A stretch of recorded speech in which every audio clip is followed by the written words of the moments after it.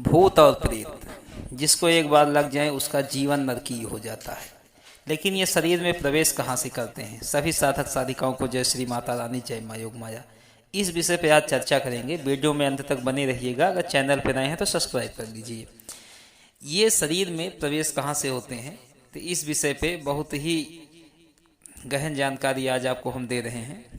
ध्यान से सुनिएगा। प्रेत शरीर के किस अंग में पहले प्रवेश करते हैं और प्रेत कहाँ कहाँ से शरीर में प्रवेश करते हैं, और किस अंग से प्रवेश किया हो प्रेत बहुत खतरनाक होता है और जल्दी नहीं छूटता है, तो इस विषय पे भी आपको जानकारी देंगे हम। तो सर्वप्रथम, अगर कोई भी आपके ऊपर तंत्र प्रयोग करता है तो आपके सबसे प्रथम आपके सरफेस में, आपके ओरा के चारों तरफ, शरीर से बाहर ही भूत प्रेत आदि अपना आवरण बनाने लगते हैं। तुरंत ही किसी के शरीर में, वैसे ही किसी का ओरा एकदम कमज़ोर हो तो प्रविष्ट हो जाते हैं, नहीं तुरंत किसी के शरीर में नहीं प्रविष्ट हो पाते। पहले उसके चारों तरफ उनका एक सरफेस बनाने लगते हैं, जिससे धीरे धीरे आपके ओरा को खींचने लगेंगे। जैसे जैसे आपका ओरा कमज़ोर होता जाएगा तो कुछ प्रेत हैं जो सर पे पहले बैठते हैं।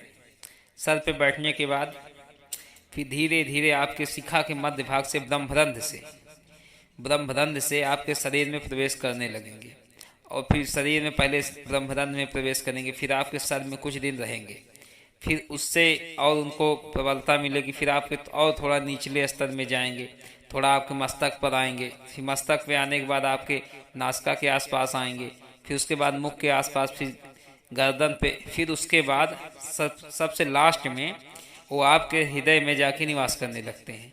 तभी पूर्ण रूपेण वो आपको कब्जा कर पाते हैं। ऐसा करने में उनको 3 से 5 साल या 2 साल कम से कम लग जाते हैं। और कुछ प्रेत ऐसे होते हैं जो शरीर के अन्य इंद्रियों के भाग से प्रवेश करते हैं। कुछ प्रेत कान से प्रविष्ट हो जाते हैं, कुछ नाक से भी प्रविष्ट हो जाते हैं, लेकिन ज़्यादातर ब्रह्मरंध्र से ही प्रवेश करते हैं। लेकिन कुछ ऐसे भी निम्न योनि के प्रेत हैं जो कुछ अदर ही जगह से प्रवेश करते हैं। वो योनि से प्रवेश कर जाते हैं, गुदा द्वार से प्रवेश कर जाते हैं।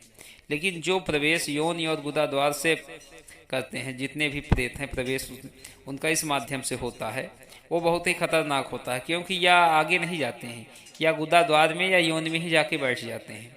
उसके बाद सबसे इसका गहरा कारण ये हो जाता है, कोई भी शक्तियाँ वहाँ प्रविष्ट होने को राजी नहीं होती।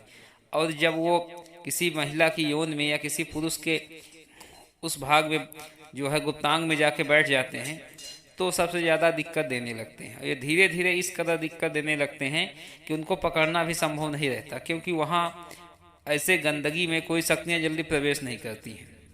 तो सबसे ज़्यादा दिक्कत वही प्रेत देते हैं जो यौन से और गुदा द्वार से प्रवेश करते हैं।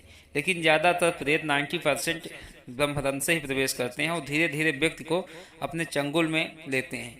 तो इस प्रकार प्रेत जो है शरीर में प्रवेश करते हैं, और कुछ प्रेत नाभि के माध्यम से प्रवेश कर जाते हैं।